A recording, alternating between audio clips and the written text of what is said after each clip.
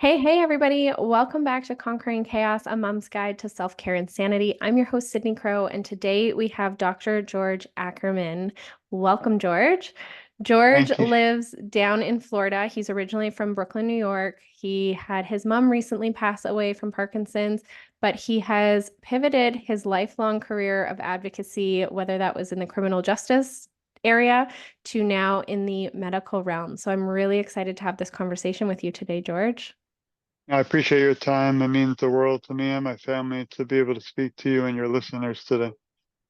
Yeah, why don't you share to the listeners a little bit more about yourself and who you are and what this journey is all about for you?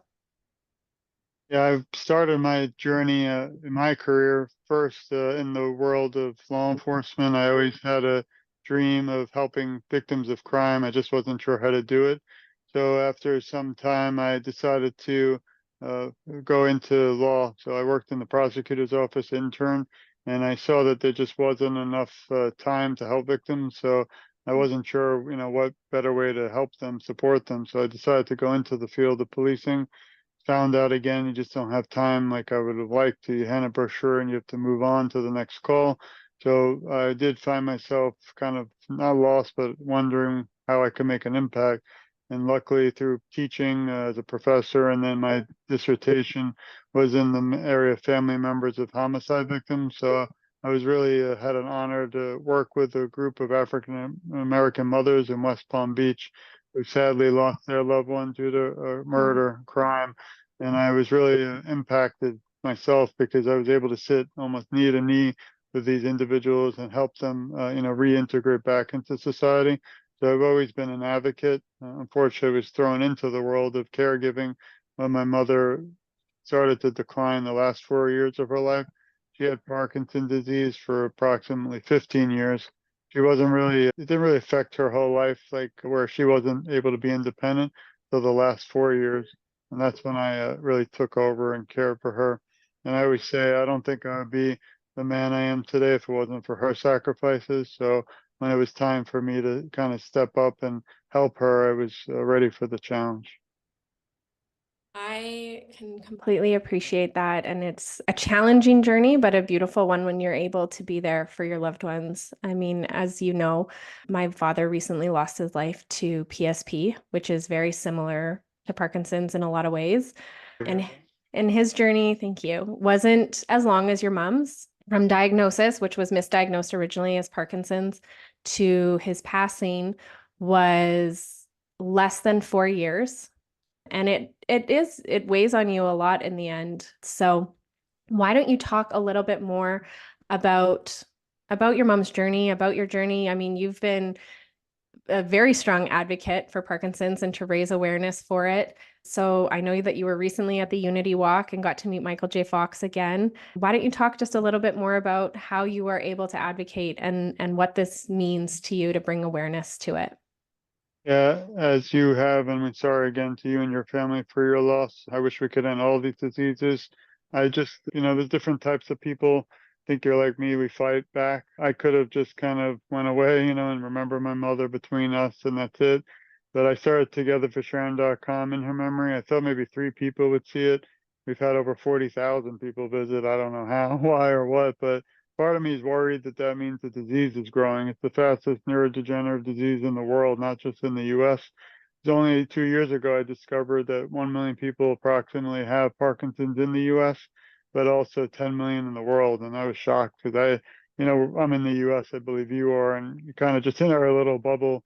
I love other countries, but I never think much about them because I'm stuck in Florida. So when I discovered that, I decided it's not about my mother and me only. So I interviewed 600 people around the world from England, France, Spain, Iceland, even Nova Scotia, Australia, Africa, and just was shocked to find out Parkinson's disease doesn't discriminate. It can get to, unfortunately, everyone, anywhere. And that's when I decided to go on the journey. And it helped me kind of grieve and cope. Even today, speaking to you, it helps. But the more I kind of remember my mother's memory, it helps me still. It's been 4 years, but one quick thing is if you can see the on this side, that's not real. We just released a book a week or two ago, actually, and I didn't really ever dream. I've written books, but more about constitutional law and the legal matters. But this is the first in Parkinson's awareness because I wanted to share my mother's journey. But it goes through the before, beginning of her life, how she was a school teacher and had a master's in psychology, but gave it all up to sacrifice and take care of and raise me and my brother. So that was, and then it leads up to Parkinson's and our struggle. I actually documented in my own a little journal, which I never did before the last year of her life. If we have time, I can read just a teeny paragraph, but it just brings you really inside to the good, the bad, and the ugly. But there is a good side at the end, which is I met some incredible people like yourself and your audience who really inspire me to keep pushing and keep fighting until we find a cure, not just again for Parkinson's, but for PSP. As you mentioned, actually, if we have time again, there's just so much to talk about. There are a lot of individuals who are misdiagnosed, and that's a big problem because you can't get the right treatment. Some people aren't diagnosed early enough, but you can't get the treatment. We don't know Yeah. what happened in my mother's case. Doctors, we went to 15. I did everything you could dream of and more. So I have no regrets except we didn't have a cure. But, it's just very tough type of topics. But there is a light in the tunnel of darkness at the end of the light because I've been able to, meet so many incredible people. Even today, I got a call from a gentleman who has Parkinson's, not doing well, but I met him on social media. He wrote a book, and a lot of times people are scared to meet me or talk because they think in 2024 you want something in return. But when they speak to me, when they meet me, when they get to know me, they're in kind of shocked, I guess. But I don't want anything in return. We don't accept money. The only thing I do accept is that everyone listening can please share this and support your show, but know that there are people out there like us fighting for them, and I'll never stop until there's a cure. I mean, it is just a beautiful journey that you're on, and you're raising so much awareness. I mean, the fact that you started your website with the hopes that, maybe 3 to 5 people would see it. And now I think the number you said was 40,000. Yeah, it's secret, which is not secret, but if you scroll down a little, there's a little counter. I didn't even know. Someone told me, and it actually tells you how many times people visit it, which is so cool. And I don't, again, I don't do it for any of that, but I just, I want people. The only journey is my favorite saying, which is not good, but the only journey that breaks my heart is the one that I'm not aware of. And there's just so many Mm, incredible people out there, like yourself and your family, that just people aren't aware. And if they were, I guarantee we'd have more support. We'd have more people involved. You're always going to have the cuckoo people, and like even we just happen to be talking. I mean, I was at the Unity Walk. It was such a dream. I got to meet Katie Couric, which is like a legend. It was an mm, act. I got to meet Muhammad Ali's daughter, who I interviewed a year ago. But I got to meet like 20 to 50 people who I've actually interviewed already a year ago, but we never got to physically see each other because there's no way. They're all over the world, so there's no yeah. way. But this brought everyone together. So we posted Michael J. Fox wasn't supposed to be there. He shows up out of nowhere. I happened to be standing there. He gave a speech. He wasn't doing too well, which was tough to see. Mm. But I love him. He's a hero of mine. But you put that on YouTube, and you got this wacky person saying so what happened? I don't want to go. So this is just a funny story. I try to film things when I'm live because I want to Yeah. share the whole. I want people to feel it because a lot of people might have Parkinson, they can't travel. So I try to get things early. Well, when I do it early, there's no one there. I do that on purpose so people can get a feel of it. So this doofy person, and I'm in law enforcement and an attorney, so I don't care, but it bothered me a little still. They write for such a good cause. There's no people there. I mean, they raised over $2 million, I think, in one day. There were over like thousands of thousands of people, but because I didn't put it on my video, so you're always Yeah. going to get that. That's actually what a future book I've already written is going to be about is, whether it's social media or in your real life, never, ever, ever let one person, some stranger or anyone tell you not to do something that your heart says to do. And in my case, it's fight for others. And like I said, no Mm. matter what happens, I'll keep doing that. I mean, you're just such a generous and giving soul. And I mean, this definitely is a cause that needs as much awareness as possible. I mean, like you said, I'm actually up in Canada, but I mean, this disease does not discriminate, and it kind of comes up out of nowhere. It feels sneaky. At least that was for me. 1 minute my dad was doing okay, and the next he just wasn't. The decisions that were happening, there were circumstances, and there were red flags that were coming up. But in those moments, it felt like it came up out of nowhere. And I know with a lot of diseases like this, I mean, a lot of times it can. It just feels like it comes up out of nowhere. Can you speak to that a little bit? I mean, I know you've documented this journey with your mom and you've raised so much awareness. What is your take Yeah, on that? yeah, I do want to say I love Canada because I've actually interviewed Parkinson Canada, so they actually share my information. I interviewed their staff, and my right now it's a long story fast. In the United States, last December, for the first time in U.S. history, we passed through the House of Representatives the National Plan to End Parkinson's Disease, and sadly, but excitingly, in both words, we've never had any laws ever in the history in the Mm, United States with people with Parkinson. Now we're trying to move it to the Senate. But my dream is if and when it passes and signed to law, I'd love to see Canada and every country take it as a boilerplate and pass it in your states and countries because no person with Parkinson should really have to pay for medicine. It's a disease that they didn't ask for.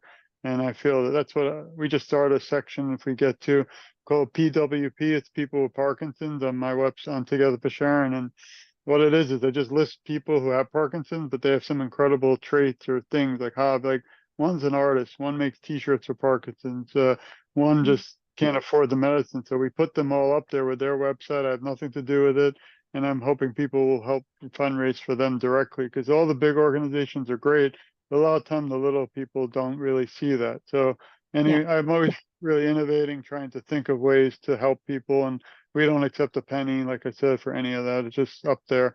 To answer your question, can you repeat it? Sorry. That's okay. Yeah, I just said like it feels like it's almost sneaky, like it kind of comes up out of Uh, nowhere. And in my dad's uh, case, because PSP is very aggressive, it was really fast. all right, so much I want to talk about, but I don't have the time for everything. But to answer that, I agree. Like I mentioned earlier, my mother had Parkinson's for 15 years. She had towards the like seventh year, she had stiff, like her arm was stiff, so she had a lot of trouble. But she still was able to live independently, drive, shop, have friends, shop, do clothing, everything like a regular person. But the last 4 years, it felt like it came out of nowhere because we were told so many times that you don't die of Parkinson's, you die with it. So my Hmm. mother was a young 69 years old and she had no other medical issues at all, nothing. So all of a sudden we decided because all the doctors, they tried. I don't blame doctors or anything because it's not their fault, it's a disease. But they went to a special university for a trial the same night she came back. I don't know if they drastically changed her medication, but she was never the same. I got a call to rush over to her house at 4 a.m. and she was moving her furniture out in fear the Nazis were inside and they were going to harm her. I rushed her to Hmm. the hospital and they said she could have died. She had some kind of a like attack or something. It was horrible. And no matter what field you're in or class you take, you're never going to be prepared for that to see your loved one. And that she was really, it was a mess. Anxiety. Anyway, I found out later she also had late onset dementia which now not only with Parkinson's, you can have external tremors like Mr. Michael J. Fox, and also some internal, and then dystonia, which is the curling of the toes, a lot of rigidity, which is stiffness, but really the famous, things to say famous, but the kind of some of Most it's common. misconception. Yeah, but is that it's like it's the moving disorder. You literally your brain might say to move, but you're stuck. Like literally you can't. You're like you just can't move, and that's what, and then some others, like my mother, it's uncontrollable shaking that she would just move and couldn't control, which was horrible. So you take a beautiful, any one person and you put this disease that just destroys them. And she lost sick amount of weight. So all the medicines were destroying her gut and her stomach. She didn't sleep. We had to hire staff just to watch over her so she wouldn't fall. Because I knew if she fell, so all this, like you asked, that came out of nowhere it's like I said, she was only 69 when she passed, but the last 4 years were the toughest. So on top of Parkinson's, then you have the dementia, which brought hallucination delusions, which is something that I can't even explain. It was just horrible. And I'm I so actually, sorry. I can read like one chapter on page 70. I just have one. It's on June 11th, so I Okay. documented the last year, and you can really see how I felt. At 8 a.m., my mother calls, very upset, and cries that I shouldn't forget about her and take her out of her place and to my house. She believes people are harming her. I calmed her down, but these calls are constant, repetitive, and almost round the clock. She says that the nighttime aide is mean, but likes the daytime aide yesterday she loved the nighttime aid but hated the daytime aid. So if you want to really be taken deep into it, you can read the book. Been doing really well. Like I'm surprised because the hardest thing is with Parkinson's or PSP, people aren't aware. So if they're not aware, they might not even know about the book. So my dream is really to get the book out in the world. And I shouldn't say it, and I keep saying it, but I don't care about the money because it's really more. I feel like it's more educational, and there's so many people who could benefit from it. Some people might not want to read it because you don't want to know. Some people just it's a beginning, a middle, and end of life, and for some reason, people just want to ignore the end of life when you could plan for an attorney, power of attorney. You can plan for a will. You can plan for so many important things, housing. That if you just wait, that could destroy a family and become 10 times worse. But that's a different world to get into. But to go back to your question, yeah, I mean, it came out of nowhere. I wasn't prepared. I still not in shock, and one thing we mentioned earlier is the number one rule in caregiving is to take care of yourself first so you're no good to your loved ones. And I didn't do that because I just didn't want my mother to feel uncomfortable. For some reason, when I was by her side, she was okay. Like I mean, she saw the, it's disease, but she Yeah. was felt safe. And now today, as an advocate, I'm still not following the golden rule because, like we said, let's say I'm not doing too well today, I'm kind of sick, and I didn't want to miss this because I feel like if we even reach just one person out there and they're now aware of PSP and Parkinson's and dementia, that we've changed the world. So you have to sacrifice some time, but I'm struggling personally still today with how much. I mean, we went to New York the other day for one day, which was not an easy trip, flying. I didn't sleep in the hotel at all because I just don't sleep well in hotels. And it was just an incredible experience. But I stood for like 6 hours meeting people and lost my voice, got home, didn't feel too well, and then went right back to work. And you have to juggle things, but to me, this is really like my life's work. I feel like there's a fire in my heart, and I can't stop till we Yeah. find a cure. Because every time I hear somebody like you who lost a loved one, or I mean, Michael J. Fox, like when I met him a month or two ago, it was just us, and I was in a special area with a lot of people, but I got to speak to him. And he put like the band, we have this band we give out, and he knew about my mother, and it was like amazing. But at the same time, I went into the bathroom after and fell apart. And I'm 6'2", 200 pounds in law enforcement, but I saw my mother a little in him and what he's struggling. And now he could, barely walk. He was in a wheelchair recently, and I hate seeing that. So that's what drives me to not give up. But then this, again, I'm battling in a way. I could probably write a book about that, but I'm tired of no Well, more books. it is important. I mean, I will advocate for you for the self-care. I mean, it really is important to just take pause. But I know when you have, like you said, a fire in your heart on a cause that is just so needed, I appreciate your drive. So And thank you for doing that. you And too. thank you for spreading so much awareness around this. I'm very excited. You've recently shared that there is a group in Canada, PSP awareness. So I'd love for you to just talk a little bit on that before we sign off Sure. and we can let you go Yeah. rest because I know Oh, no, it is like it I is said, important. you're actually helping me and your viewers, and it means the world to me to have the time. I hope this is really not just about a conversation that, you do a show and you say goodbye and you part ways. This conversation does really have to continue till we find a cure, because until we do, still have a lot of work to do. But so I don't have Parkinson's. We're not really sure how someone gets it, and that's another podcast, but I feel pretty strongly it's environment. My mother had a nice home, but she had mold, she had termites, we had weird people spray. Who knows what they used back then? It's just frightening that we even have pesticides in the supermarkets is frightening. I found out after interviewing an expert in Parkinson's, a professor, a doctor and professor, he said you can actually get Parkinson's possibly from the cleaning. So when you dry clean it, because they're using horrible chemicals. So he was telling me this while I had chemicals on my jacket, and I wanted to burn the jacket while we were speaking. Oh my That was a goodness. that was interesting. But anyway, so I don't have Parkinson's right now. We don't know the future or whatever. And I'm not unfortunately a caregiver of someone alive with Parkinson's. And that kind of got me upset because I do feel sometime now you have the world, they've really opened their arms to me, but there are individuals and organizations that still I feel don't keep us in the conversation.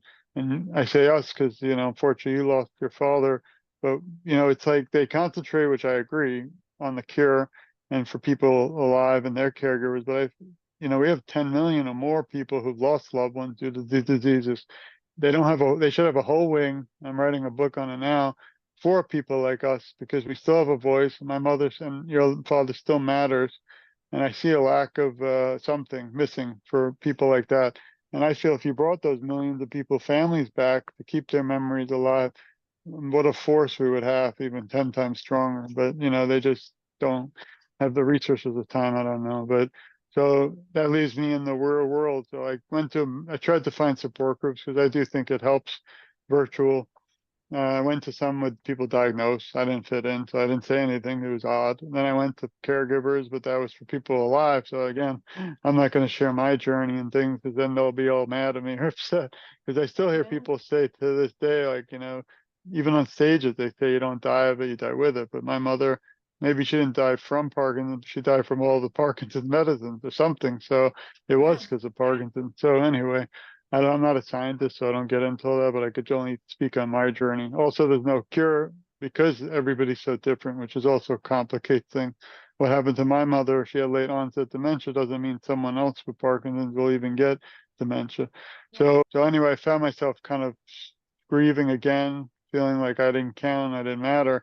And I just thought about, starting my own thing. And thankfully, a group in Canada, which is near you probably, Laura, she was incredible, but it's called PSP Awareness. And they're a group in Canada, but they cover the world. And we together decided, why don't we start something? So we started a support group. It's once a month for an hour. I think it's like the third Tuesday, but it's if you go to Together for Sharing, click About Us, the support group's right there. It's all free, confidential, but it's for anyone who's lost any loved one due to any disease. So PSP, Parkinson's, dementia, Alzheimer's, everybody's welcome. Again, it's completely private, confidential, and luckily we've had a nice group. I don't really want it to be too many people. If you have more than like few, then you don't get to talk. So it's just been amazing. Last month, I remember two people had lost a loved one due to PSP and one with Parkinson's. And as he was talking, my heart was shuddering because I'm like, you're in the right place, because we have a lot in common, unfortunately, but it helps to talk about things. And that's why I really enjoy these talks because, it still helps. Even looking at the cover, sometimes I found myself almost very sad, even though it was one of my happiest moments in my life. That was a picture of my mother and I, and we were actually dancing at my wedding. So Mm. it was an incredible day because I finally got to marry my wife, who's my best friend now. She's been my support. There's a whole chapter from my wife in the book and my children. And my mother used to love like Sunday morning blowing bubbles in the backyard with the kids, and I often walk by the backyard and don't see that anymore, and it stinks. I don't want to curse on your show, but Yeah. I'm from Brooklyn, it's in Yeah, New York. that's Yeah, okay. I you know? appreciate it. So Nothing we that, couldn't so, bleep out anyways, but I know so I that's and that yeah. feeling it does it I don't know with grief if that feeling will ever go away. I mean, it's to be Well, determined, I guess. the one But thing is, Parkinson might take a loved one and PSP, but it can never take the memories. And that was my favorite memory of my mother and I, because in that moment, even 3 minutes, Parkinson didn't exist. We mm, joked, we talked, we laughed, and we loved, and that symbolizes her life. And that's why this book's so important beyond any selling things, because it'll keep her memory alive forever, beyond me, beyond my family, and I mean, just today, somebody incredible. I don't even know why he did it, but he took a picture with the book and put it on LinkedIn. And I just was scrolling and I see my mother. It's like, it was a great feeling. That was kind of worth it all for me. And wow. I hope it goes viral and other people. I encourage everyone out there if you can get it. And now we have an audio book. I never dreamt of that. I hired a professional voice, not mine, because I don't want to hear myself. But it's on ebook, it's a hardcover, soft cover, but just very important to be out there. And I just think there's so much more in there that we just wouldn't have the time to get to. Yeah, and that's okay. We'll make sure to include a link for the book in the show notes so Okay. that everybody who is wanting to get a copy will be able to. One last question, because you kind of touched on this, and we don't really know where Parkinson's or PSP comes from, but it's it's interesting to me that the focus is so on finding a cure when we don't even know where it starts. In your research and your advocacy, do you have any insight onto that? Yeah, they don't think it's genetic.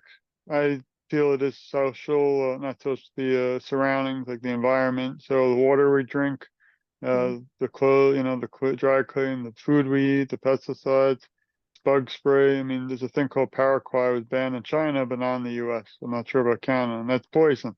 So we Yeah. need to get legislators. We need to get more involved. I mean, it's sad because the other problem is if you want to be very healthy, which you should, so diet is big. Exercise 45 minutes a day, and even if you don't have Parkinson's, you have to do that. But we know these things are out there, but we still, do it, which is tough. Like you go, you gotta eat. So you go to the grocery, and then when you talk about organic, which is the best, that's very expensive. Some people just can't afford it. So it's a odd society where we can do the things, but some people can't because of how things are regulated, because of the high cost. So all these things need to be changed. I don't know if they will or when. But and then also there's a famous lawsuit called Camp Lejeune where people from the military were getting Parkinson's and dementia because of they believe the water and the contamination in the military camp. So there's a lot Okay. of cases out there, but no one's, they're not doing enough about it. So we have to make ourselves aware, not just about the disease, but about the surroundings, our environment, and Yeah, those and kind of this things. the stress. I mean, I'm pretty sure there's a study out there now that is saying that more of first responders are Yeah. predisposed to Parkinson's because of the high stress environment.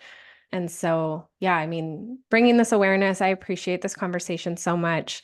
You guys make sure we'll put George's website in the show notes as well as a link to his book. So you guys will be able to find more information out, spread the word. I mean, it is still fairly raw for me losing my dad at the time of this recording just a couple months ago. And I, hearing your journey and hearing more of your story, I mean, that loss, we just don't know when that'll start to alleviate. Sorry, I'm getting a little choked up. So we Well, will. I usually end everything with this message, but don't fall apart, please. This is for motivational, but if you don't mind, I wanted to just say this to you and the viewers, but we love you, we support you, we care a lot about you, and you're never alone. I will advocate for you, and together I feel our voices are just so much stronger. And I always say I'm just getting started because meeting you now, while we're talking, all these amazing thoughts and things, now I'm ready to go out there and keep fighting for you, for your family, and for everyone out there. And unfortunately, some days, like I said, I'm having major spine surgery, a third one next month. But I guarantee from the bed, I'll still be fighting for Parkinson's awareness because no matter what I have or pain, it's nothing compared to what the people I've now consider my family, like you, are going through, and I don't want others to. So we gotta again keep working together because our voices together are just so much stronger. We might, I'm only one son, one person lost his best friend, mother, but look what I can do. And if we join with you, and like 10 other people in your audience, oh my gosh, we could Yeah. crush these diseases, end them forever, and maybe talk about something else like the weather outside. So until then, we have to keep fighting, and I'm going to be right out there by everyone's side until we end this. So I'm so grateful for your time, and we send our love to you and your family. And like I said, I'll never let your father be forgotten too. I appreciate that, George. I'm very grateful that we were able to be connected and that you were here. And thank you so much for that lovely closing message. And thank you guys for tuning into today's episode where we help you conquer the chaos one day at a time.